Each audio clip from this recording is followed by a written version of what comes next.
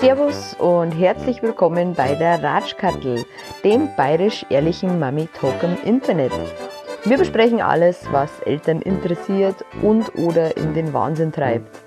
Ich bin eure Gastgeberin, ich bin die Ratschkattel, gebürtig aus Niederbayern, 30 Jahre alt und geboren im Sternzeichen Waage. Ich lebe mit meinen Männern im Münchner Speckgürtel und meine Männer, das sind der Kleine, der ist jetzt gerade ein Jahr geworden, der Große ist mittlerweile 8 und der Alte ist gefühlte 16, gefangen im Körper eines 42-Jährigen. Also eigentlich habe ich 3 Buben daheim. Themen in dieser ersten Januarwoche sind Burma-Mama, Screentime und hoch die Hände, Ferienende. So, ja, genau. Heute ist unser erster Podcast. Heute ist Samstag vor Heilig Drei König 2019. Und ich freue mich wahnsinnig, dass du da bist. Susi Wong aus München. Ja.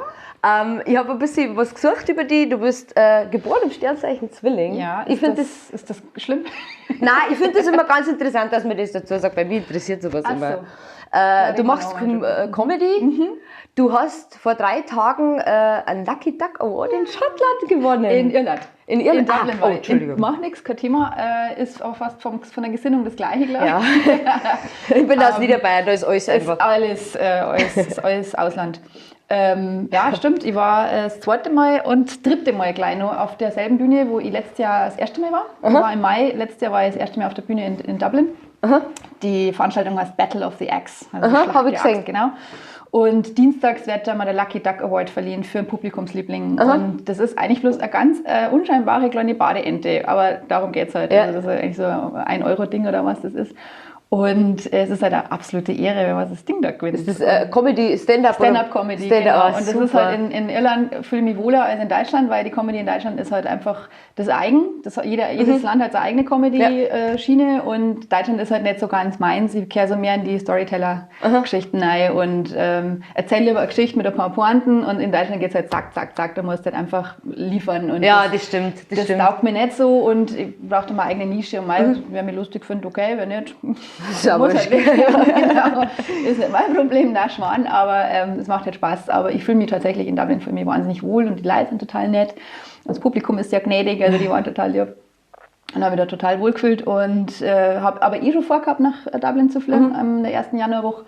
Und habe halt einfach dann den Veranstalter angeschaut, ob er mich auftreten lässt. Und dann hat er mir gleich 2 Angebote gemacht, Dienstag und Donnerstag. Ah, geil. Und dann habe ich gesagt, ja, mache ich. Dann war halt 2 Mal auf der Bühne und das war dann quasi mein volles Programm dann die letzte Woche. Ja, cool, ja, krass. Genau, dann habe ich halt, die Show am Dienstag war dann zu Ende, dann haben sie mir noch meinen Namen gerufen und haben gesagt, ja, ich habe jetzt den Lucky Duck Award gewonnen. Ja, geil. Cool. Und dann habe ich den gleich überall mit hingenommen. Ja, das glaube ich, ja. Das ist ja, ich finde das sehr cool. Echt. Mir hat es auch sehr gefreut. Du machst aber nicht nur das, du machst eine Ausbildung zur Synchronsprecherin. Ja, krass. Nein, finde ich gar nicht. Ich habe es gefunden, eine Anzeige von der Deutschen Popakademie, die ja im Süden München sitzen und dachte mir, das ist interessant. Ich habe erst gedacht, das ist ein Vollzeitstudium irgendwie, dass man vielleicht da irgendwie ein Jahr lang nur von morgens bis abends in die Schule geht. Und es ist nicht so. Das ist quasi wieder einmaliges, also einmal in der Woche wieder Abendstudium. Ich bin jeden Freitag davon um 6 Uhr bis um 10 Uhr auf Nacht. Und es sind also 4 Stunden in der Woche. Und das sind alle möglichen Typen. Also da gibt es Schüler, da gibt es Studenten, da gibt es aber auch Leute, die wollen zum Schauspieler sich ausbilden lassen und brauchen eine Sprechausbildung zum Beispiel. Also das ist wirklich fundiert. Da fängst du beim Atmen an und hörst beim Synchronsprechen auf dann. Und das ist halt was, wofür ich brenne, habe ich gemerkt. Also es macht so Spaß. Ja. Das ist schön. Wirklich toll. Das merkt man aber, finde ich. Ja, ich weiß nicht. Doch, ich schon. Keine Ahnung, freut mich. Cool. Ja, du machst aber auch nicht nur das, du machst so viele Dinge. Du bist auch ganz bodenständig bei einem Münchner Automobilhersteller auch noch. Seit 25 Jahren. Ja, Wahnsinn. Ja, krass. Irgendwer muss mir ja meine Miete zahlen. Und ich bin jetzt weder in der Comedy noch im Synchronsprecher schon so gereift, dass ich damit vollends mein Geld verdienen kann. Deswegen bin ich ganz froh, dass ich da noch arbeiten darf, wo ich arbeite. Und es macht auch Spaß. Ich habe tolle Kollegen und manchmal geht es halt drunter und drüber. Jetzt vor Weihnachten war wirklich der Gar aus, da war jeder irgendwie total ausgelutscht. Ja, das glaube ich. Und keiner hat mir schnaufen können. Aber jetzt, glaube ich, im neuen Jahr fangen wir wieder mit vollem Elan an. Ja, cool. Ja, Wahnsinn. Ja. Und du bist Mama, du bist eine Jungsmama, genauso Ja. wie ich. Wahnsinn. Ich kann mir nicht vorstellen, ein Mädel zu haben. Also gerade heutzutage ja nicht. mit den ganzen Instagram und Schminken und so weiter. Ich bin echt froh, dass ich Burma habe. Ja. Ich glaube, da ist nicht der Backer mit Mädel. Wobei, natürlich, klar, wenn ich ein Mädel hätte, dann wäre das was anderes. Natürlich, aber dieses Drama hast du Ja. nicht. Dieses Drama, glaube ich, hast du Das mit hast du Mädels nicht, nicht. genau. Ja, Wahnsinn. Wie kriegst du das unter? Ich habe mir da echt Gedanken gemacht. Ich bin in Tatsächlich Elternzeit. Ist so, ja, tatsächlich ist so, du hast 2, oder? Ich habe 2 und ich gehe am Stock. Also, wenn ich mir jetzt vorstelle, ich müsste noch.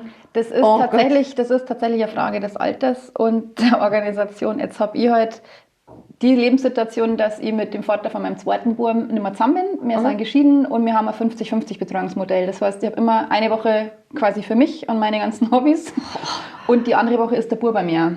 Und wenn der Bub bei mir ist, dann ist natürlich erst der Mittelpunkt, es dreht sich alles um ihn und allerdings darf er mit in die Akademie kommen. Also das ist ganz super, jeden Freitag dann, wenn der Vincent... Was macht der dann? Der hat ein iPad dabei, ich glaube, wir kommen später auf das Thema. Wir haben da freies WLAN.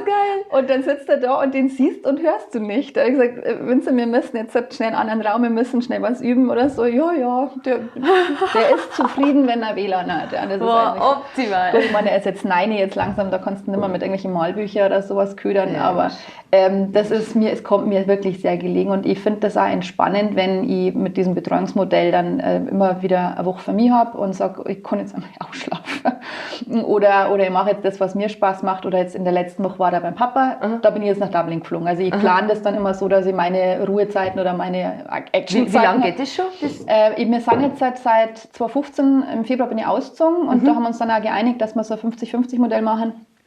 Und seit 2016 im November bin ich geschieden worden. Also das hat jetzt quasi seit gut 3 Jahren jetzt. Aber das ist cool, wenn das so läuft. Es läuft gut. Also ich muss aber auch sagen, jetzt wird ja so ein bisschen langsam das Thema mit 50-50 Betreuung, das wird ein bisschen in den Fokus gerückt.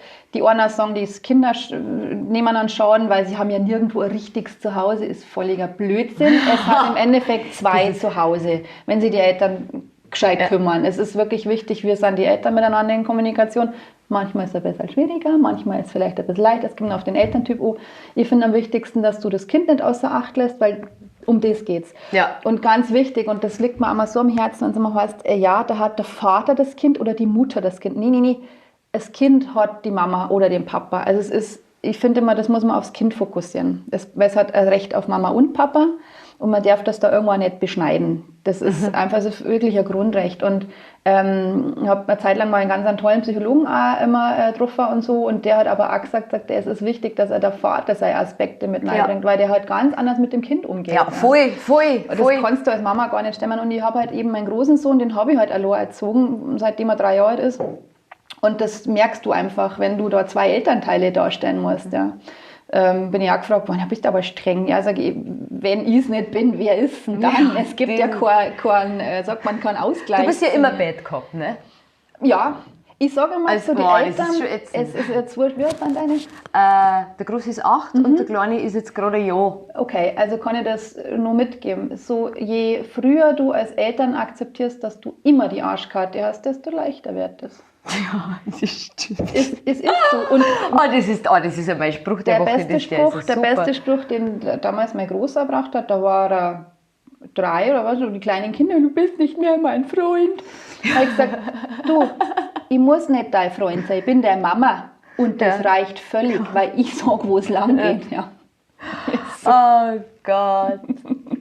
Aber es ist so lustig. Ich finde es so krass, ich bin, der Große ist mein Bonuskind. Also ich bin nicht die leibliche Mama vom Großen. Ich bin 2015 zu alleinerziehendem Vater mit Sohn gestoßen. Und der Xaver, der Kleine, das ist jetzt die ersten 5 Jahre gingen wir bei dem Großen ab. Ja. Und jetzt erlebe ich die gerade. Und das ist so krass, weil ich denke mir auch, so viele Sätze, die ich früher gehört habe, wo ich mir gedacht habe, ja, das ist schon schlimm. So wie, wenn das Kind die ganze Nacht durchschreit.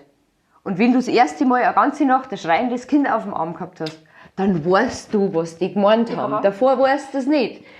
Oh, das ist ein Wahnsinn. Dann möchtest du hinterher sagen, ja, ich verstehe euch Ja, jetzt. ja. Ist alles gut. So oft. Ich habe es nicht so best gemeint. Ich weiß, was ich meine. Ich habe einmal eine ganz schlimme Nacht gehabt mit dem Kleinen. Da habe ich einen Milchstau gehabt. Oder was war das? Ich hab nicht genug getrunken. Ich war ausgedörrt quasi. Und das Kind hat Hunger. Schön auch, gell? Ja, also schön, wirklich, dass eine Frau so da was war über ich hab so ein schlechtes Gewissen gehabt. Und ich bin dann mit dem Kind und habe ihm so einen Kräutertee gemacht, aber es war ein Fencheltee, irgendwas, dass er halt irgendwas zuzeln kann. Und habe mir dann mein 2 Liter Kanne und habe drungen wieder ein Kamel, ja, dass endlich wieder was kommt. Das Kind hat geschrien, es hat mir so leid da und habe mich nie wieder auf dem Trockenen sitzen. Das hat mir wirklich, wirklich weh da. Schrecklich. Der hat es natürlich schon vergessen, weißt du. Er sagt immer, Mama, ich weiß noch, wie du damals so viel getrunken hast, als ich so Hunger hatte. Das ist ja so süß. Das weiß ich auch noch ganz genau. Ja. Vincent sagt oft einmal, gell, wie ich noch kleiner war, da mochte ich das. Vincent, du bist noch klein, ist alles gut. Ja. Was? Also ich weiß nicht, aber mein Großer, ich glaube, dass der wirklich früher dran ist. Also ich weiß auch nicht, also diese ganze Männlichkeit, die bei uns zu Hause zusammenkommt. Und dann steht der Große gestern da. Boah, geil, riech mal. Ich stink schon voll. Und ich so, boah. Nein, ich will das nicht. Nein, geh duschen. Boah, muss ich jetzt echt duschen? Ja, du stinkst.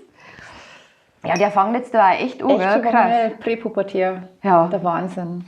Schlimm. Ich konnte darauf verzichten. Ich habe jetzt schon eine Ja, das ist Pubertät der durch. Große. Der ist 20 geworden. 20. Also, er wird jetzt 21 dieses Jahr. Und der Moment kommt, dass du dir denkst, du schaust einen Moment weg und dann hat das Kind plötzlich Schamhaare. Du weißt gar nicht, wo die herkommen.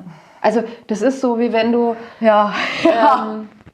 du denkst nichts Böses und plötzlich steht da ein Mo vor dir, den du vorher nur gefühlt gewickelt hast. Mein Gott. Das willst du nicht sehen, ja. Oh Gott. Du, ich habe diese Penisproblematik generell. Es ist Ja, ständig... du bist ja nur von Pimmeln umgeben. Oh Gott! Und jeder klangt hin und jeder spielt damit und du denkst so, oh Gott. Gut, ich muss jetzt sagen, ich habe jetzt auch kein Problem mit Nacktheit oder so. Nein, überhaupt nicht. Ich finde, je offener und liberaler man damit umgeht, ist okay, aber das liegt schon, glaube ich, auch in die Gene, dass, schau mal, was ich habe. Guck mal. Also bei uns wird auch Pimmel geschwungen nach der Dusche. Ja. Guck mal, yay. Danke, nein. Schön. Kein Penisneid. Ja. Oh, ich weiß genau. Oh, das ist, ja. Der Kleine wir haben eine Zipfel-Time eingeführt bei uns. Zipfel-Time? Auf Nacht, bevor er ins Bett geht, weil er hat ja jetzt immer die Windel dran, dann kann er eine halbe Stunde nackern, überall. Und das taugt Das glaube ich. Ach, das glaube ich. Und aktuell ist wirklich, egal welches Tischbein, welches... Angepimmelt? Alles. Nein. Er muss überall mit seinem Dödel hin. Hat er aber nicht irgendwie von männlichen Vorbildern? Oder? No, ich weiß es nicht. Keine Ahnung, was die machen. Das ist auf jeden Fall... Und der Große, bei dem denke ich mir jetzt auch schon, für das, dass du so viel nackig rumläufst, bist du eigentlich fast schon ein bisschen groß. Weißt du, was ich meine? Grenzwertig. Ja. Gott. Das war so schön, wie ich ihn kennengelernt habe, da war er 5. Und irgendwann war ich mit ihm in der Badwanne und ich glaube, das war das erste Mal, dass er so richtig bewusst mit einer Frau in der Badwanne war. Dann sitzt er drinnen und gelangt mir voll am Busen hin. Sag ich, ja du, das ist mein Busen. Ja, ich kenne das schon. Mein Papa hat das auch. Oh Gott. Ich hab so lachen müssen. Das war so süß. Mein Papa hat das auch. Ja, jeder hat das, wenn er nicht aufpasst. Ja, das ist wohl richtig. Ja, Jungsmama, ich hab da 10 Sachen im Internet gefunden. Aber ja, Internet immer gut. Internet immer gut, super. genau. Woran man erkennt. Genau, Diagnosen, Richtlinien, alles super. Verschwörungstheorien, super. Ja, man nimmt, was man kriegt. Was ist los? Was ist mit Jungsmama? 10 Dinge, die nur Jungsmamas verstehen. Alles kann als Waffe benutzt werden. War das bei dir so? Na. Habt ihr Nerf? Nein. Wir schon, oder? Wenn ich das so raussehe. Nein, haben wir nicht. Finde ich super. Dafür haben wir Wasserpistolen. Oh ja, da geht es aber im Sommer richtig ab. Ich weiß. Ich kenne das. Nein, also Nerv, das haben wir drum rumgekommen. Aber Waffen, muss ich ehrlich sagen, hat sie echt in Grenzen gehalten. So bei beide. Das war echt nicht... Echt? Ja, das war eigentlich Piu, piu, piu. Nein, Piu weniger. Aber wir haben dafür so Holzschwerter und wir haben Laserschwert aus Disneyland mal mitgebracht. Und das ist aber geil. Das hat mit so einem Geräusch so... Das finde sogar ich geil. Und dann kämpfen wir im Dunkeln, weil das leuchtet natürlich grün und rot. Das ist cool. Das ist cool. Und deswegen, wir kaufen gescheite Waffen. Also wenn, dann ist nicht alles irgendwas, ein Löffel eine Waffe, sondern wenn, dann haben wir schon gescheite Waffen da.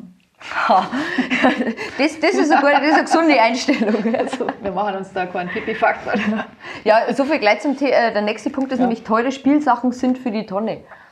Na, wenn ihr überlegt, wenn der Chlor Switch gern haben darf, also die ist jetzt auch nicht so günstig und ich glaube nicht, dass die gleich in der Tonne landen darf. Ich glaube, das war dann Ja, eher, gut. Also, Das ist ja aber Technik. Jetzt, was ist denn teuer? Also Lego ist teuer. Lego ist scheiß teuer. Das habe ich auch nie gewusst.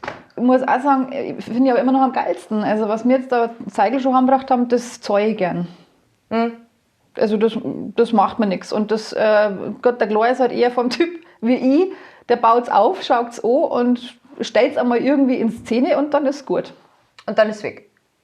Also eins hat er geschafft, ja, dann ist es halt aus dem Interessenfokus, aber es ist zumindest da und man kann es wieder anschauen und notfalls runterholen vom Regal. Aber er hat jetzt halt, was mich ärgert, das Big Bang Theory Set hat es einmal gegeben. Das habe ich eigentlich am Großen geschenkt und der Chlor wollte halt damit spulen. Der hat es komplett auseinandergelegt und hat das irgendwo halt in der Kiste verstrahlt. Ich habe zwar die Anleitung, ich denke also eigentlich, das ist... Man kann es wieder aufbauen, aber man macht es nicht. Richtig. Genau, ich kenne das. Ja, ich kenne das. Also wie gesagt, teures Spielzeug nicht zwingend in eine Tonne, aber es gibt natürlich jedes billig kruscht, ja, vom McDonald's Happy Meal oder von Kinderüberraschung, dieses billigst zeigst, das geht auch. Ja, das geht immer. Das geht alles. Alles geht eigentlich. Nein, ich denke, bloß mit einem kleinen Baby ist so, finde ich, da gibt es ja Millionen, auch diese batteriebetriebenen Die Dinge. kleinen Kinder, also die wirklich die Kleinstkinder, die kriegen am besten nur irgendeinen Katalog von einem Spielzeugladen oder einem Papadeckel, weißt du, Chlorollen Genau oder sowas. das, genau Was anderes das. braucht es nicht. Also wenn du darauf abzielst, ja, aber das gilt ja für alle Kinder, nicht bloß für Jungsmama tatsächlich. Ja, das stimmt. Ja. Das stimmt. Mit da hast Katzen du recht. übrigens genauso. Du kaufst einen gescheiten, teuren Kratzbaum, der kommt in einen Karton. Wo gehen ans rein? In den Karton, der den Kratzbaum hast. Und du hast ja die Scheißarbeit gemacht, den Kratzbaum aufzubauen. Ah, schön. Ja, Decken hoch. Ja, wir haben, unser Katz ist besonders, der ist lieb. Der ist, ach, der Max ist super. Der gehört dazu. Ja. Ist auch noch so ein Mann, aber der ist ein bisschen, glaube ich, im Team Mama bei uns. Ja, das habe ich auch schon gemerkt, dass die Kadern eher zur Frau gehen, glaube ich, und die Mädels lieber, wobei ich kann es nicht sagen. Ich kann es nicht sagen, ich nehme die Aussage zurück. Es gibt eine Superheldenphase. Oh ja. Gibt's die? Ah ja. Wir wechseln jetzt gerade zwischen Spider-Man und Iron Man. Gott sei Dank hat er von mir ein bisschen Doctor Strange übernommen, weil das ist eher so mein Ding. Ja. Aber wir haben jetzt zu Weihnachten das Sanctum Sanctorum von Doctor Strange. Mach dich schlau. Ja, sorry. Also das Lego-Haus, aber das kann man auseinanderklappen. Also wirklich, ich habe dann immer ein bisschen was mitbauen dürfen, das ist immer toll. Und also wie gesagt, Spider-Man, Iron Man und wir haben jetzt einen Spider-Man-Animationsfilm angeschaut, dieses Blabla-Verse, Universe, wo halt schwarzer Bur ist plötzlich Spider-Man und trifft aber alle möglichen, aus allen möglichen Dimensionen irgendwelche anderen Spider-Mans. Netter Film und den haben wir miteinander angeschaut, der ist da total drin. Cool. War schon cool. Cool. Ja. Superhelden sind bei uns gar nicht so. Gar nicht? Ja, immer wieder so nebenbei, aber jetzt nicht als Superhelden. Also vielleicht kommt es nur, ich weiß es nicht. Möglich. Im Bad stinkt es immer. Das kann ich jetzt nur vom Großen sagen. Also der Chlor nur, wenn er aufs Klo geht. Aber brutal. Also, wobei das Bad nicht spezifisch ist, sondern eher das Zimmer. Also wenn die größer werden und da kommst du noch rein, so ich darf mal sagen, ab 12 Uhr, 13. Ich habe gestern das erste Mal reingeschmeckt. Also meine Wohnsituation ist folgendes. Ich habe ein Schlafzimmer, ein Kinderzimmer und ein Wohnzimmer. Und wenn der Vincent bei mir ist, dann teilen wir uns das Kinderzimmer. Also ich habe dann ein großes Bett, das ziehe ich aus. Und der Große, der Luca, der ist jetzt noch im künftigen Schlafzimmer.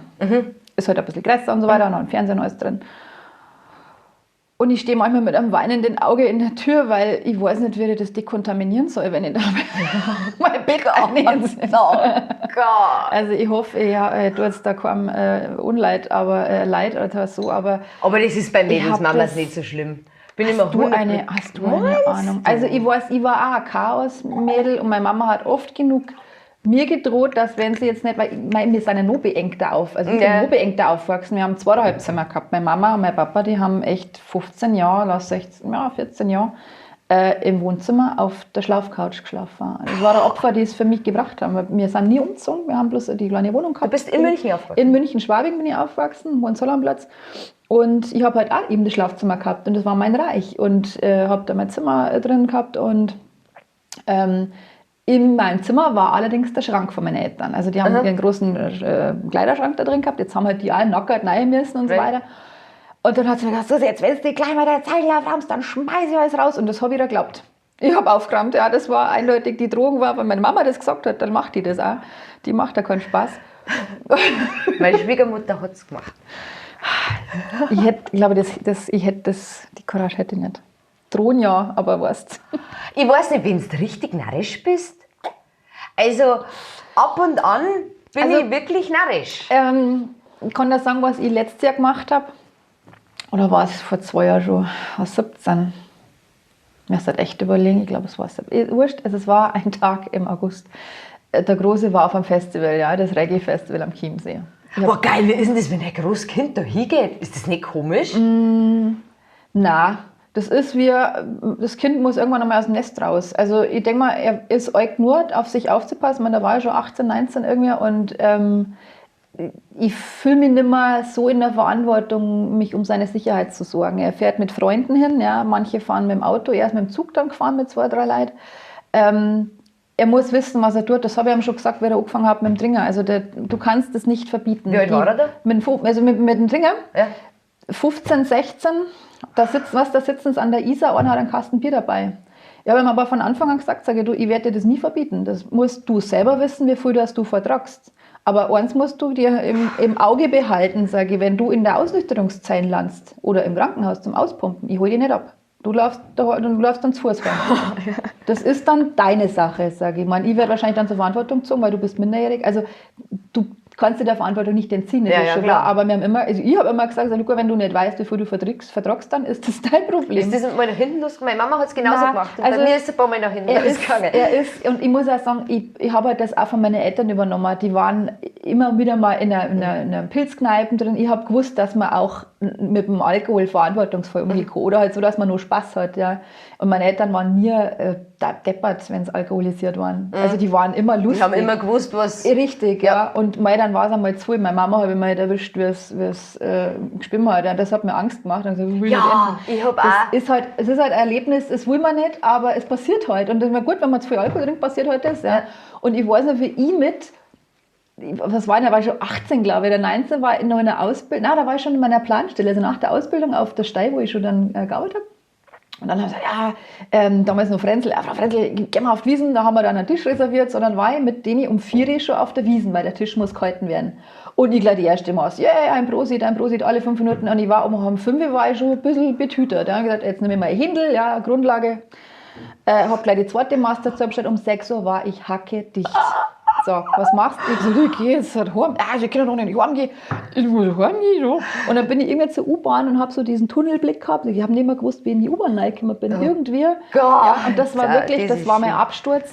Aber ich habe nur gewusst, dass ich da hinkomme und bin dann 2 Stationen mit der U-Bahn gefahren. Dann habe ich es nicht mehr ausgehalten. Stehe am Königsplatz, rufe meinen Papa mit Münzsprecher an, sage ich was, tipp, Papa, kannst du mich holen? Ich bin am Königsplatz, wie kann ich mal U-Bahn fahren? Ja, gut, ich hole dich. Und dann holt mir da der Papa ab und dann das Kopf aus dem Fenster gehalten. Ich bitte, fahr nicht so schnell. So.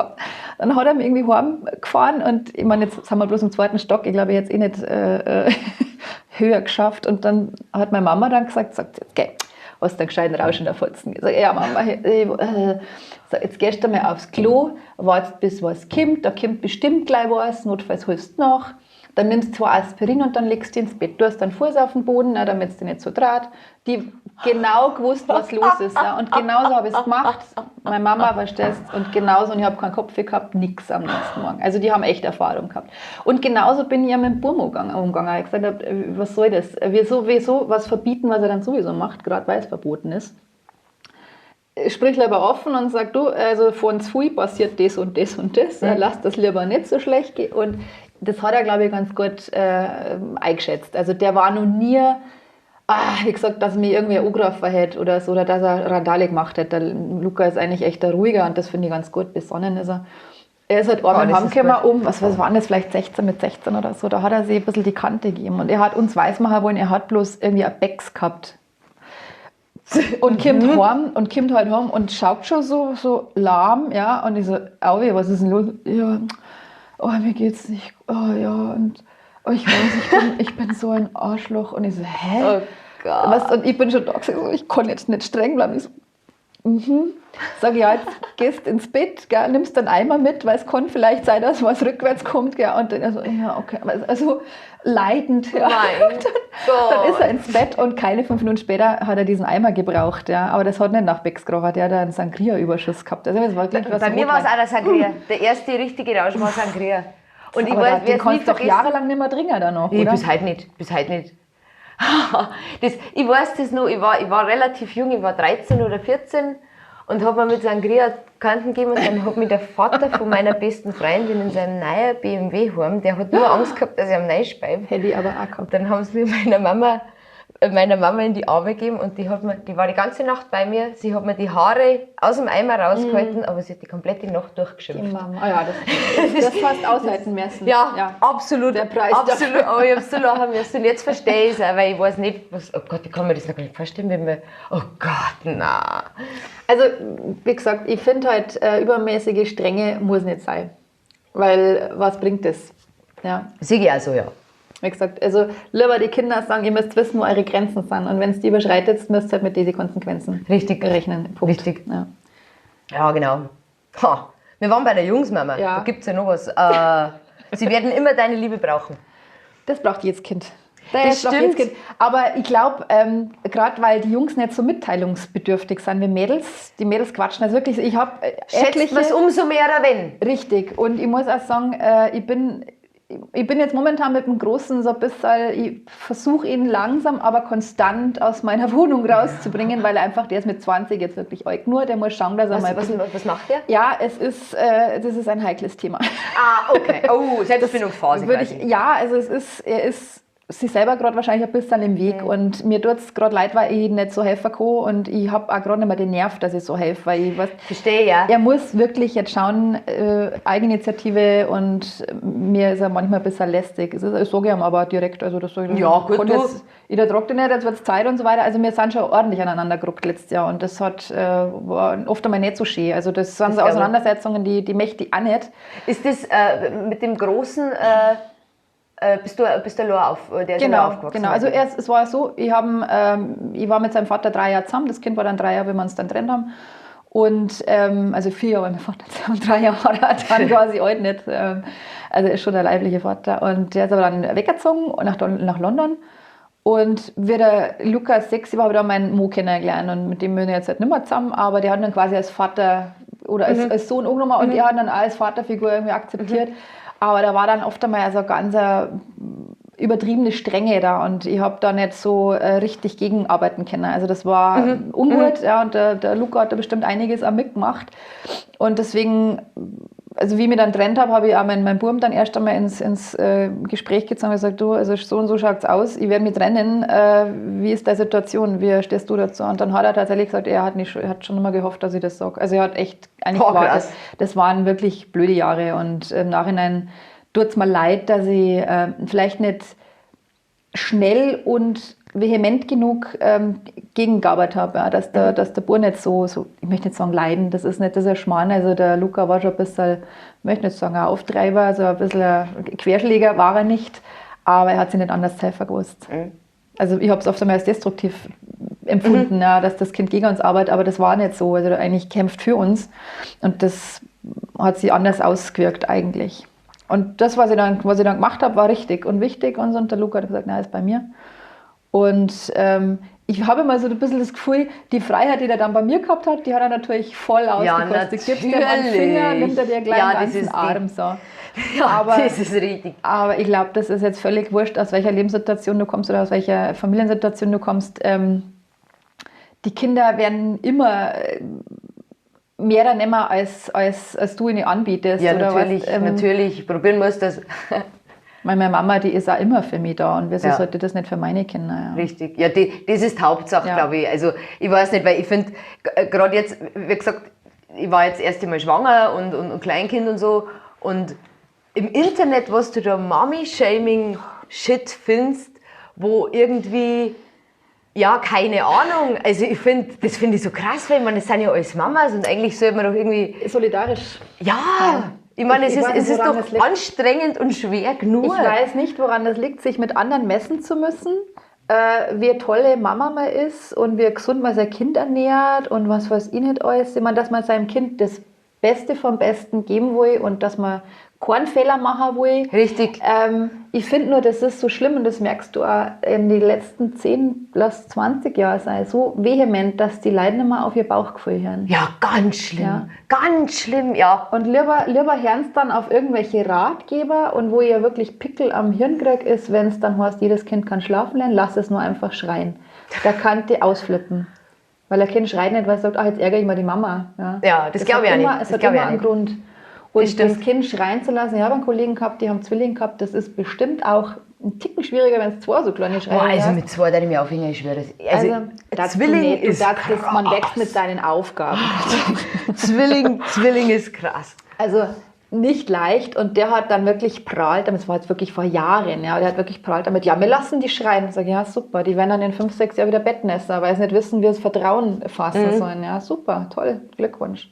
Also, Vor allem, ich finde, du hörst das auch. Also, ich man meine, ist wirklich verzweifelt schreien, ja. ja, Also, du hörst das, ja. weil teilweise dieses, unser Kleiner hat jetzt gerade den entdeckt, diese Unterlippe, dieses, wenn ich jetzt nicht kriege, Ja. dieses, aber klar, wenn sie im Bett sind, Also, das, Entschuldigung. Also gerade wenn es aufwachen in der Nacht, irgendwas ist, dann oder wenn Windeln aus ist oder irgendwas anderes ist. Ich bin auch schon aufgewacht, schweißgebadet. Es ist irgendwas, genau. Ich eigentlich hätte auch gerne lieber geschrien. Ja. Ja, Also verstehe. da reagiere ich allergisch und ich lasse mich auf so Diskussionen nicht mehr ein. Ja, nein. Ich mache das nicht mehr. Nein. Wenn ich mir denke, okay, mir persönlich tut dein Kind jetzt leid, weil du das schreien lässt, wenn du das richtig findest, du wirst halt dann Du irgendwann... bist die Eltern. Du wirst halt irgendwann wahrscheinlich mit irgendwas konfrontiert werden, weil dein Kind in irgendeiner Therapie ist. Ich sag da nichts mehr. Dann ist deine Entscheidung. Und Ja. Man kann eigentlich immer bloß Mitleid für die Kinder haben. Ja, das Ding immer. Also, Und um Gottes Willen, ich setze mich nicht über andere. Ich mache genug Fehler. Weißt? Ich mache mit Sicherheit nicht alles richtig. Aha. Aber ich glaube, eine normale Mama und ein normaler Papa, die haben immer Selbstzweifel. Die sagen immer, um Gottes Willen, ja, mach ich jetzt alles richtig? Ja? ständig.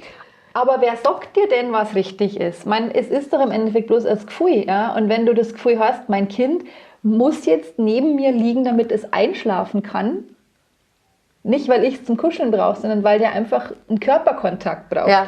dann gib ich es ihm heute. Ja, das sind ja Phasen. Es sind halt Phasen. Und genau, und es kommt schnell genug, dass sie sagen, nee, Du bist Passt peinlich. schon, geh mal weg. Du bist peinlich, will keinen Kuss. Bäh.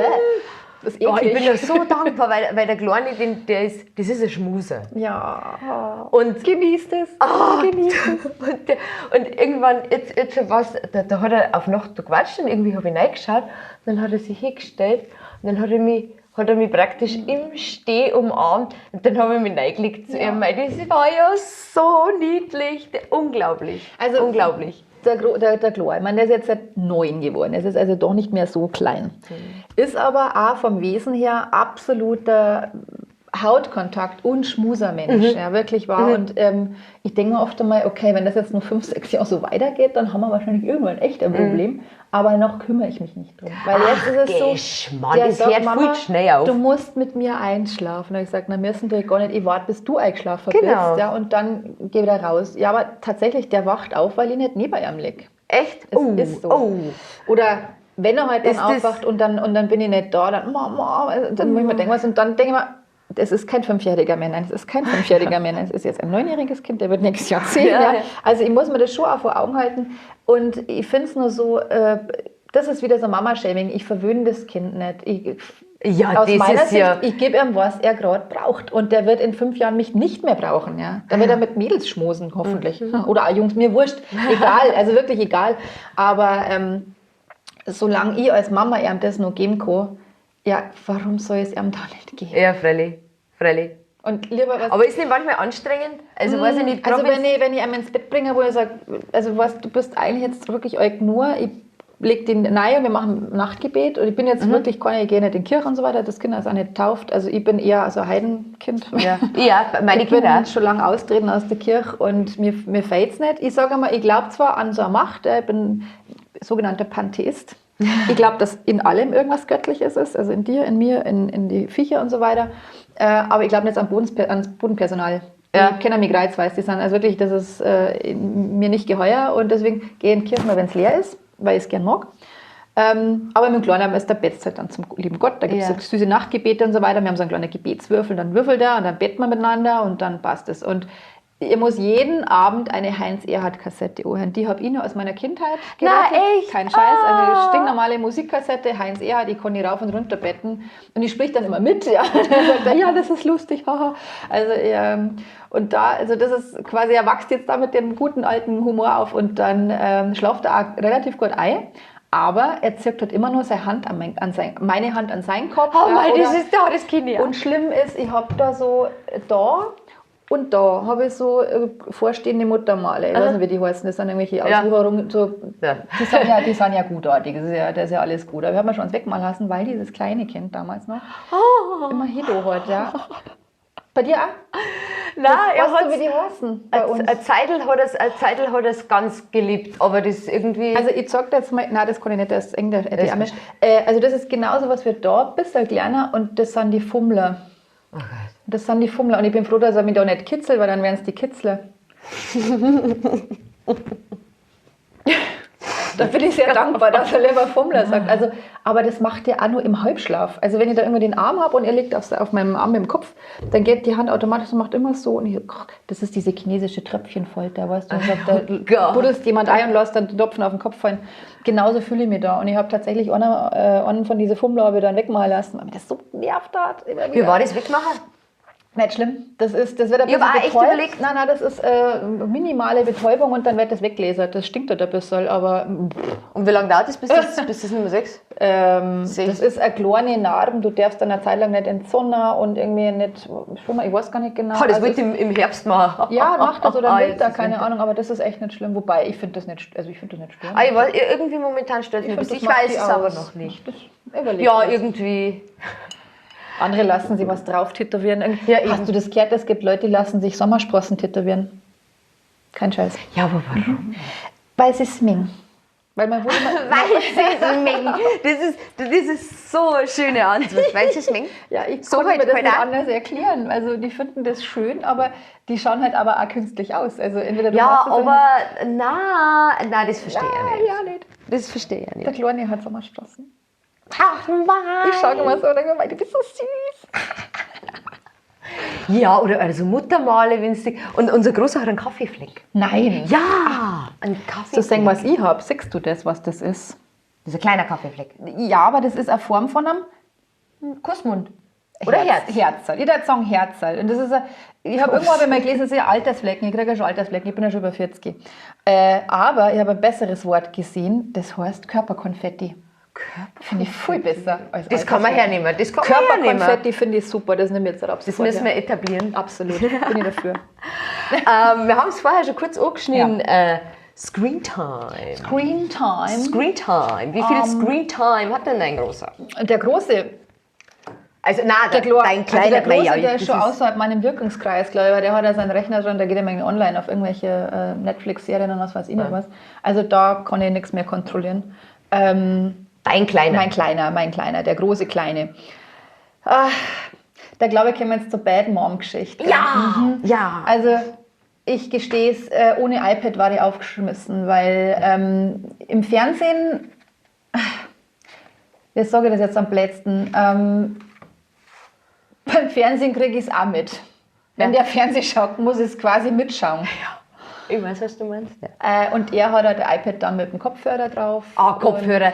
Ein Hoch auf den Mann, der Kopfhörer erfunden hat, wirklich. Ja. Also ich muss sagen... Hören deine schlecht? Hören deine Söhne selektiv hören sie schlecht. Wenn sie nicht hören wollen, hören sie schlecht. Nein, Fernseher. Nicht, bei uns, das ist so eine Lautstärke, das wobei ich das aber verstehe, weil ich habe immer das Gefühl, das habe ich als Kind schon gehabt und ich habe das manchmal bei besonders tolle Lieder, weil ich habe manchmal so Lieder in Dauerschleife, du willst neigrieren, weißt du, willst drin sein und deswegen kann ich mir vorstellen, dass Kinder dann das oft einmal extrem laut hören wollen. Ich war eher empfindliches Kind, ich habe Lautstärken gar nicht. Ja, voll. Ich habe tatsächlich so ein traumatisches Erlebnis im Zirkus gehabt, im Zirkus Krone, da gehst du ja als Kind immer mal hin Therapie und ich muss anscheinend irgendwie in der Nähe von den Lautsprechern gesessen sein. Das war so laut und mir hat das richtig weh da. Das ist dieses unangenehme Kitzeln im Trommelfell. Ich habe das nicht ertragen können. Und dann haben die auch noch Zugabe gerufen. Und was versteht die Susi? Superman. Und ich habe gesagt, Superman! Superman! Wen rufen wir da eigentlich? Superman! Und bis ich dann verstanden habe, was heißt Zugabe? Ach so. Und was ist eine Zugabe? Ja, also ich war tatsächlich eher ein empfindliches Kind. Ich war nicht normal, glaube ich. Meine Eltern sind aus Niederbayern. Von wo? Passau. Also meine Mama ist zwar in Regensburg geboren, ist aber in Passau aufgewachsen. Mein Papa ist aus Ostschlesien, ja, der ist aus Oberschlesien hergekommen. Der war aber dann, was waren der, 1, 2 Jahre alt, wieder in Passau. Der Papa? Der ist 70 geworden. Der ist 2014 ist der gestorben. Was das voll krass ist? Was? Mein Papa ist 14 Jahre älter wie deiner. Ach, wow. Ja, oder hat er mal nochmal nachgelegt? Der arme 54, gell? Ja, du, aber wer kann, der kann. Ja. Aber halt beide niederbayerisch und meine Oma natürlich, klar, die ist ja da von Hinterwald und dann... Reden deine Söhne Dialekt? Ganz kurz Zwischenfrage. Nein, also der Luca, der Große, der war eigentlich, den hat immer Hochdeutsch, ich kann nicht sagen warum, vielleicht aber auch weil mit dem Vater einfach, wir haben immer Englisch geredet, ja, und da bin ich nicht dazu gekommen, dass ich Deutsch geredet habe mit ihm und bin einfach nicht dazu gekommen, blöd gesagt. Verstehe. Und mit dem Kleiner ist so, der dat gern, der fängt jetzt so langsam an und dann hat er mal so phasenweise, dass er was sagt und dann sagt man, wie sagt man das jetzt auf Bayerisch? Und dann hat er, vor 2 Jahren war mit ihm auf der alten Wiesen. Und dann komischerweise, ich fange dann, wenn ich auf der Wiesen bin, fange ich bloß mit Bayerisch an mit ihm. Dann sind wir heimgefahren und dann sagt er, können wir jetzt wieder Deutsch reden? Ich so, ja, können wir. Aber jetzt fangen wir langsam an, weil es ist ja doch Heimat und spricht gern dann und versucht dann immer, ich hab die lieb, ich so, ich hab die auch lieb, ich mag die und so weiter. Also es ist echt süß. Ja. Wobei er jetzt auch mit dem Englisch anfängt. Weil ich einfach eine wahnsinnige Leidenschaft habe für die Sprache, besonders für Englisch und so. Und hat er mir jetzt auch geschrieben die letzte Woche, wo ich dann in Dublin war und hat geschrieben, I love you. Das fand ich süß. Ja. Und dann hat er mir so ein Gift geschickt mit so einem Liebesding und dann habe ich auch geschrieben, love you. Der hat ein Handy? Der hat ein Handy, das alte vom Vater, ein altes iPhone. Weiß ich nicht, was der Vater damit angestellt hat. Und da kannst du so raushalten? Also ist das... Mal sagen wir da mal so, ich habe aus Sicht des Vaters keine volle Befugnis. Okay. Das entscheidet er, weil er gibt ihm ja das Handy. Und das ist, mal, wenn er das so will, okay, ich mache damit nichts, aber ich möchte dieses Kind erreichen können. Deswegen ist mir das wurscht, wie er das macht. Gut. Ja, also das ist tatsächlich... ich habe das über die Zeit jetzt gelernt. Es hilft in vielen Dingen einfach nicht. Sich aufzuregen. Lass es doch so laufen. Wenn er das so braucht, okay. Gut. So geht nichts mehr. Coole Einstellung. Ja, aber es war harte Arbeit, das kannst du mir glauben. Das glaube ich. Boah, das glaube ich. Es ist, wir waren ja doch 10 Jahre zusammen und da lernt man gewisse Verhaltensmuster an anderen kennen und an sich neu aufbauen, was nicht unbedingt immer von Vorteil ist. Ja, das kenne ich. Also ich habe echt zeitlang gebraucht, wieder aus diesem Ding da rauszukommen und wieder ich selbst zu sein. Echt? Okay. Also ich habe einmal gemeint, das ist immer echt witzig, wenn mich jemand vor dieser Ehe oder vor dieser Beziehung kennt und quasi danach oder währenddessen und wie ich mich dann entwickelt habe, das war nicht lustig. Also da habe ich oft Rückmeldungen gekriegt, dass gesagt haben, Susi, was ist eigentlich aus dir geworden? Wo ist denn dein Lacher und was weiß ich? Und ich war nicht mehr die Alte. Das hat sich echt das darf nicht passieren. Ins Negativ gewandelt und ich war, mein Selbstwertgefühl war nicht sehr hoch. Okay. Und jetzt durch das, also im Leben hätte ich jetzt halt sowas wie das Comedy oder wie die Sprecherausbildung, hätte ich im Leben nicht gemacht, wenn ich mit dem noch zusammen war. Das wäre gar nicht, glaube ich, mein Gedanke gewesen. Weißt du, was ich meine? Ich hätte mich nicht so entwickeln können, da bin ich froh drum. Also im Endeffekt ist das halt einfach ein Wegabschnitt gewesen mit dem Mo, der mich weitergebracht hat, der mich entwickeln hat lassen. Aber dann ist wieder gut. Also ich habe vor allen Dingen dieses wunderbare Kind mit dem Mo. Ja. Also, das hätte andere Mo vielleicht gar nicht mit dem so gekriegt. Ja, das stimmt. Und das ist auch das, was ich am Kleinen auch sage ich, Papa, Mama, die funktionieren immer miteinander, wir haben aber uns treffen müssen, damit du auf die Welt kommst. Genau. Das war wichtig. Und du bist wichtig. Und das, glaube ich, damit kann er arbeiten. Ah, cool. Ja. Okay. Wie lange darf er dann immer ans Handy? Also, das ist jetzt, ich muss jetzt nochmal aufs Handy zurückkommen, weil das interessiert mich. In der Regel ist das so, also so wie ich das auch immer deute, der hat es halt immer dabei, auch in der Schule, das ist auf lautlos. Oder in der Schule hat es tatsächlich nicht lautlos. Aber wer ruft denn an und was macht der in der Schule damit? Also der hat es halt in der Schultasche drin und er darf und soll auch jederzeit sich melden, wenn irgendwas ist, zum Beispiel wenn der Bus verpasst oder wenn es mir mal anrufen, wenn mit Vincent was ist. Die haben zwar ein Pfortentelefon, von wo aus sie auch anrufen können, aber sie haben halt dann das Handy, das Mama eingespeichert und der Papa eingespeichert. Also für Notfälle, da jetzt ein ganz normales, stinknormales Kinderhandy auch, aber weil halt dieses alte Papa-Handy gerade da verfügbar war, dann ist halt das geworden. Wie viele Spiele hat er da? Und eigentlich gar nicht viel. Was er halt wahnsinnig gern macht, ist mittlerweile, wenn es funktioniert oder wenn es gerade geht von der Zeit, FaceTime. Da haben wir jetzt halt eben die Woche mal das ist wirklich und sehr das praktisch. war süß, das war richtig süß. Dann sehe ich ihn halt auch während der Zeit, wenn er beim Papa ist. Das finde ich total lieb. Und kann mir jederzeit dann irgendwie entweder schreiben oder auf, aber Spiele direkt, glaube ich, hat er nicht drauf. Also das ist schon so ausgerichtet, dass er wirklich nur das Nötigste machen kann. Okay. Auch nicht surfen und gar nichts. Also der hat wirklich nur diese Grundfunktion. Bei uns ist krass, unser Großer, der hat einige Freunde, die einen eigenen Instagram-Account haben. In dem Alter? Ja, voll Nein, krass. Nein. Also ich finde es so Nein. befremdlich. Da muss ich sagen, da bin ich echt noch, das geht nicht. Nein, es hat ja eine Altersmarkierung. Auch das, weißt aber du, das kannst du bei Facebook auch. Also du kannst im Endeffekt als 10-Jähriger dir als 14-Jähriger ausgeben. Richtig. Also das ist grenzwertig und das finde ich auch jetzt wirklich gut, dass ich finde es gut, dass die Kinder mit ich fühle mich so Medien- umrundet davon. Nein. Weil jeder ist irgendwie, und ich habe gestern gesucht, was unsere Regierung, also beziehungsweise die Bundesregierung, die gibt ja immer so Empfehlungen raus. Ja. Und ich habe gestern von 2012 eine 66-seitige Broschüre gefunden.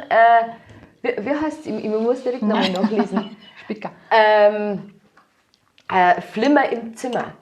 Flimmer im Zimmer, 66 Seiten. Und das hast du alle gelesen? Nein, aber ich habe nichts gefunden, wo sagt, ja gut, bis 3, auf eltern.de habe ich dann was gefunden. Unter 3 wird empfohlen, gar nicht Fernsehen zu schauen. Ach so, vom Alter jetzt, gell? Genau. Unter 5 maximal 30 Minuten Also das finde ich jetzt Schmarrn. Unter 3, lass mal schauen. Wir haben, es gibt so süße, wirklich Kleinstkinderprogramme und wenn du als Eltern dabei bist, finde ich nichts dabei. Ich darf jetzt halt wirklich... Das kannst du bei uns gar nicht verhindern, Nein, weißt du, was ich meine? Aber was ich nie machen darf, oder halt eben so ein kleines Kind einfach vom Fernseher parken. Ja. Du musst dabei bleiben und sagen, das ist bloß gespult oder irgendwie Unterstützung geben, irgendwie erklären auch noch dabei. Ja.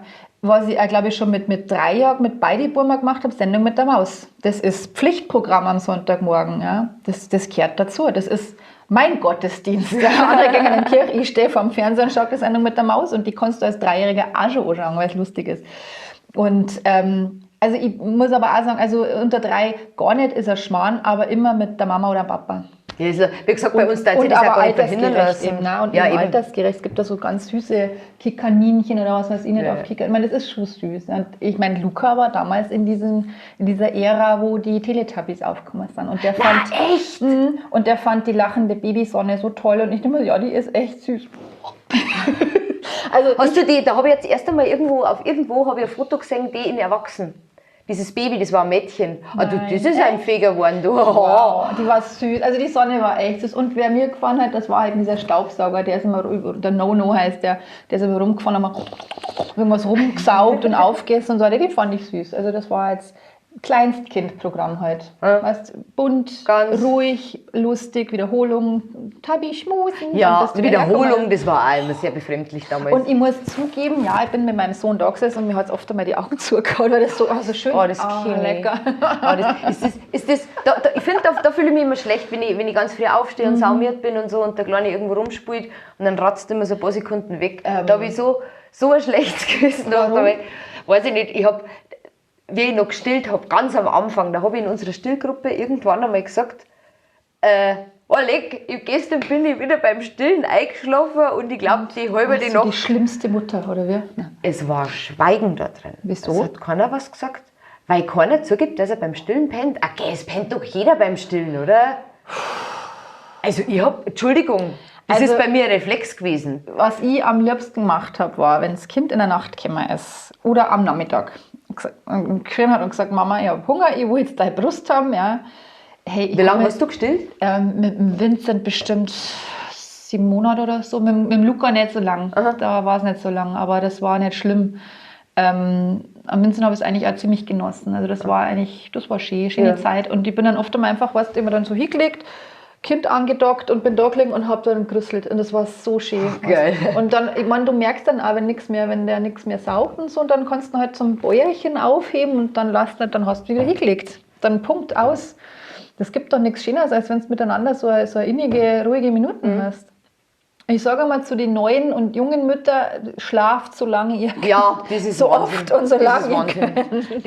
Das ist auch krass, finde ich. Das habe ich auch vorher nicht gewusst. Ja, Schlaf wird überbewertet, das stimmt überhaupt nicht. Brutal. Es gibt nichts Schöneres als Schlaf. Ja, krass. Jetzt gehen wir zum dritten Thema. Drittes Thema. Hoch die Hände, Ferienende.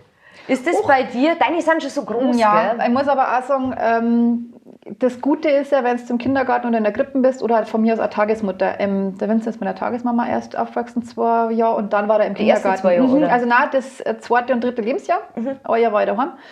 Und hat dann bis er 3 war Tagesmama gehabt. Eine zauberhafte Frau, die Susi heißt. Und da war er richtig in die Familie integriert. Das war also wirklich ein ganz zauberhafter Moment. Und dann ist er in den Kindergarten gegangen, weißt du schon? Gegangen. Haben wir reingesteckt. Und also, jetzt habe ich den Faden schon wieder verloren. Ferienende, also so lange Ferien hat es nie gegeben wie in der Schule, dass man sagt, boah, man hat jetzt im Sommer 6 Wochen am Stück. Ja. Nein, gibt es nicht. Also im Kindergarten gibt es das nicht. Die machen vielleicht im Sommer 2, maximal 3 Wochen zu. Meistens sind es, glaube ich, bloß 2 Wochen. Und halt einmal entweder eine Woche oder ein paar Tage im Ostern, Pfingsten, was weiß ich. Kann man leicht überbrücken. Ich merke aber, oder habe das auch früher gemerkt, wenn das Kind bloß mit dir daheim allein ist, das langweilt sie. Und dann nervt es. Ja, und dann nervt es. Und es gibt aber nichts Kreativeres, als die Kinder sich eine Zeit lang langweilen zu lassen. Ja. Und unser Standardspruch daheim ist, sagt der Vincent, Mama, was darf ich machen? Und ich sage, blöd schauen. Es ist langweilig. Was kann ich machen? Sag ich, in der Nase bohren. Das habe ich schon. Sag ich, ja, dann versuch da was anderes. Es war so viel Zeit da, dann neu was, ja, aber es wird nicht dauernd iPad geschaut. Weil da muss ich nochmal drauf zurückkommen. Da kann die ja so narrisch werden. Da muss ich nochmal drauf zurückkommen. Das ist also ich bin der Bad Mom, weil ich sage, hey, der ist weg von der Straße, das iPad hat. Nein, also der darf wirklich viel schauen. Aber eben erst dann, wenn Hausaufgaben gemacht sind, ja, wenn er sonst irgendwie nichts zum Tor hat, und er muss mir bitte schon rechtzeitig sagen, wenn er Hunger hat, weil wenn er schaut von um 6 bis um 8 schaut nur iPad, und er ist jetzt halt mittlerweile auf dem Trichter, dass er halt so Let's Plays anschaut von Leuten, die Minecraft spielen. Vincent ist jetzt so auf Minecraft-Trichter. Oh Gott, das sind wir ausgekommen. Frag mich nicht warum, aber wir sind bis jetzt noch ausgekommen. Ich finde es gar nicht so verkehrt, weil es im Endeffekt nur Lego ist auf dem Rechner heute. Und Fortnite? Ist das ein Thema? Das ist ein Thema, allerdings momentan nur tanztechnisch. Also spielen darf er nicht. Vincent ist extrem gut. Also jetzt sag mal deine ganzen. Schaut so lustig aus. Der Vincent ist jetzt seit 9 geworden und wir haben 3-4 Tage später haben wir seinen Geburtstag nachgefeiert, und dann hat er 3 Leute eingeladen, einfach weil ich hinten nur 3 Plätze habe im Auto. Wir sind dann nur in eine ganz tolle Location gefahren, ins Heldenverlies. Ich habe es gesehen, auf Facebook habe ich es gesehen. Kann man echt empfehlen, also wenn ich Werbung machen darf. Kirchheim, Heldenverlies.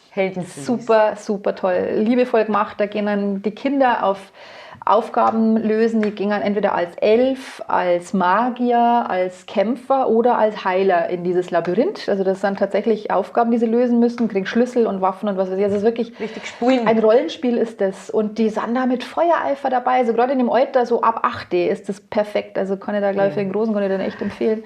Und da waren also wirklich alle 4 Kinder waren da total begeistert. Und nachdem der Vincent ja das Geburtstagskind war, ist er als zum König gekrönt worden. Das habe ich gesagt. Ja, ganz, ganz süß mit Eidschwur, und also wirklich die Gefolgschaft musste ihm eine Treue schwören.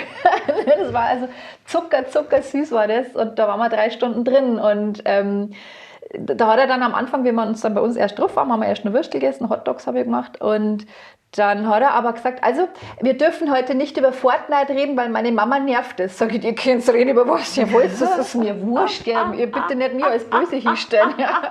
Aber in einem Rücksicht. Aber in einem Rücksicht, ja. Naja. Aber das ist aber süß. Ja. Das ist aber süß.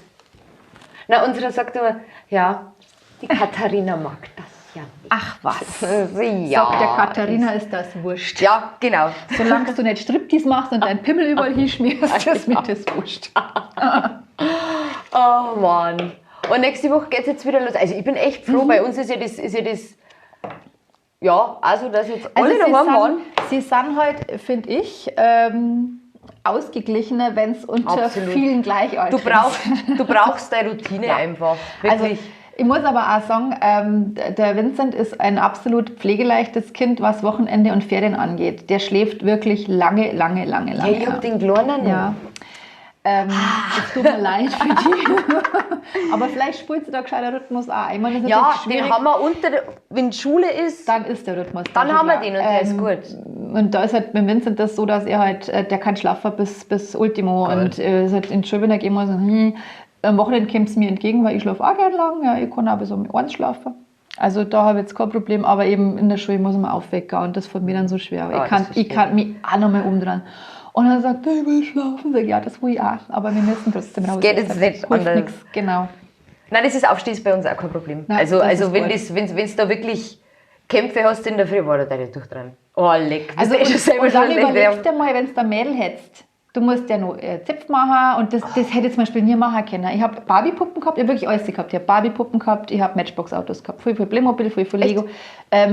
Ich habe mit allem gespielt. Ich habe eigentlich auch alles gehabt, Ja, ich das habe stimmt. wirklich, also ich war nie Mädchen und auch nie so burschikos. Ich habe gesagt, ich bin auf Baum geklettert, ich bin mit dem Catcar rumgefahren und habe mir aber dann mit dem Steckerlpferd bin ich durch die Gegend galoppiert. Ja, und bin in meiner Wohnung habe ich dann so Hürden immer aufgebaut mit dem Steckenpferd. Und dann drüber, gell? Ich werde mal super Springreiter wie der Schockgemühle. Aber das war auch mit meinen hier so. Also die haben auch so Kinderküchen gehabt oder dann auch so Matchbox-Autos Ja, und so freilich. weiter. Sie haben wirklich viele verschiedene Dinge dann ausprobiert. Insofern, ja. Ja, also manchmal war ich gern mehr Mädchen. Also manchmal fällt es mir richtig, weil ich wirklich so immer die geballte Ladung abkriege bei uns. Ja, also ich habe zum Beispiel so meine ganzen tatsächlich alten Barbie-Sachen, das sind bei meiner Mama. Echt? Ich Ah, habe geil. noch so einen, richtig, den muss ich mir eigentlich mal holen, weil es schon so nostalgisch ist, einen Koffer, wo du rechts hast du ein großes Fach, wo du eine Puppe reinkommen kannst. Und dann hast du wieder so einen Kleiderschrank, so eine Stange, wo du was hinhängen kannst und oben so ein kleines Fach für Accessoires. Und den kannst du dann so mitnehmen. Das ist so geil. Und das muss ich mir jetzt echt einmal holen und den ganzen Kram da von meiner Mama mitnehmen, damit die da ein bisschen entlastet wird. Und ich glaube, das interessiert den Burm dann schon, aber trotzdem ist er schon auf der Schiene und das finde ich traurig. Er ist nicht für Mädchen. Ich sage, du darfst damit auch spielen. Das Allergeilste war, Katharina, meine absolute Lieblingsanekdote. Wir haben so Unterhosenkram und so weiter gekauft bei H&M. Wir haben Gottes Willen die schlimmen, die in Bangladesch fertigen lassen. Aber es sind halt verdammt nochmal günstig, ja. Du kannst jetzt nichts machen. Und die kannst du einen trocknen. Die sind pflegeleicht. So, und dann waren wir mit einem 4-, 5-jährigen Burm, sagen wir 4 vielleicht, ich habe es nur, glaube ich, irgendwo auf dem Handy, das Foto. Wir suchen und kramen halt, er die Socken, ich die Unterhosen oder umgekehrt. Und auf einmal kommt dieses Kind mit einem rosa Trumpf von Tütü um die Ecke. Das will ich haben. Wir schauen uns so. Oh Gott, das war wirklich ein knallpinkes Tülltütü. Oh Gott. Und ich habe gesagt, naja, komm, scheiß drauf, komm, nimm's mit, weil für daheim ist das ja super, gell, da kann er dann rumspinnen. Und dann hat er das echt daheim angezogen und das war so lieb. Dann ist er auch rumgekupft und hat so sie Draht und so, also wirklich zuckersüß, ja. Und dann, bis der Tag gekommen ist, er möchte es in den Kindergarten Bis anziehen. einer sagt, haha. Also Bis der Erste sagt, dann wird es nie wieder der angezogen. Moment, nein, muss ich ganz ehrlich sagen, da war ich super stolz auf dieses Kind. Ich habe erst einmal die Kindergärtnerin angesprochen, eine ganz tolle, die Steffi hat die geheißen, eine super tolle Frau, die hat auch Ming, das war seine Lieblingstante. Da habe ich gesagt, sie Steffi, der Burme hat seinen riesen scheiß pink Tütü in den Kindergarten, kann man das einfach so machen? Also nicht, weil man das nicht darf oder so, nicht. Ich möchte eigentlich tatsächlich vermeiden, dass dieses Kind blöd angesprochen wird. Ja, ist irgendein Geräusch. Alles gut. Und dann hat sie gesagt, nein, lassen Sie ihn ruhig. Lassen Sie ihn machen, was er will. Wir haben dieses Thema gerade mit diverse und so weiter, unterschiedlich und jeder mag was anderes und so und jeder ist toll, wie er ist. Und ich so, okay, oh Gott. Und Gott sei Dank war dann auch der Mo der Meinung, dass wir gesagt haben, lassen wir ihn einfach. Ja. Wir lassen ihn das jetzt einfach machen. Also da waren wir Gott sei Dank eben auch derselben Meinung und sehr liberal und tolerant und so. Und dann haben wir ihm das Ozean lassen. Ich habe an diesem Tag, das war ein bisschen kreisig wieder, habe ich dieses Kind abgeholt. Der hatte Jogginghose an, quietschgelbe Gummistiefel, seine Regenjacke und dieses Monstrum von Tütü im Garten. Irgendwie hüpft dieses Kind. Ich so, oh Gott, das ist meins. Oh Gott. Du willst, wir gehen heim und so weiter. Und dann geht er zu mir, geht zur Garderobe und dann kommt er, also ein bisschen älteres Kind und sagt, hey, du trägst ja einen Rock, warum trägst du einen Rock? Dann stellt mein Kind sich hin und sagt, weil es mir gefällt. Yeah, Und in ich- your face. Mein Bumm. Ich fand das mega toll. Ja. Und das Sehr war geil. dann aber auch wieder gut. Also das war für einen Tag, hat ihn das Er wollte es gereizt. mal probieren. Er wollte es probieren. Es war, ich weiß nicht, was er sich da jetzt gedacht hat, ob es jetzt gut ist oder nicht, wiederholungsbedürftig, aber es war gut, dass wir ihm die Möglichkeit gegeben haben. Ja. Und da war ich stolz, da war ich echt stolz. Das und ist echt ich habe cool. mich fast im Hinterher ein bisschen geärgert, dass ich nicht gleich gesagt habe, ja, mach das. Ja. Weißt, ich war am Anfang so, Weil man sich selber so verrückt ich macht. will nicht, dass das Kind irgendjemanden, dass jemand dieses Kind unnötig verletzt. Ja. Ja. Ja. Man ist einfach, tatsächlich machst du dir immer Sorgen. Und es gibt einen ganz schönen Spruch, den ich eigentlich immer den Müttern mitgebe. Das klingt so pathetisch. Wenn du Mama wirst, entscheidest du dich dafür, dass dein Herz außerhalb deines Körpers Ja, rumhüpft. genial. So, und Ja. das trifft so. Und ich bin wahnsinnig nah am Wasser, wenn ich so gerührt bin, wenn ich sehe, was mein Kind Tolles kann. Ja. Ja, Aber das auch wenn es genial. traurig ist, dann leide ich mit. Und das ist einfach so, du bist anders verknüpft. Du darfst den Schmerz einfach gern nur selber haben. Richtig, Einfach nur richtig, gern selber richtig, haben. Bloß, genau. dass Kinder nichts haben. Ja, Richtig. kenn ich. Ja. Ah, das ist ja sehr schön. Ja. Ich würde sagen, dann schließen wir jetzt. Unsere erste Episode ist fertig. Oh Gott. So, das war's. Opa, Ja, dann danke. gerne. Ich glaube, da kennen wir das. Ah, sehr schön.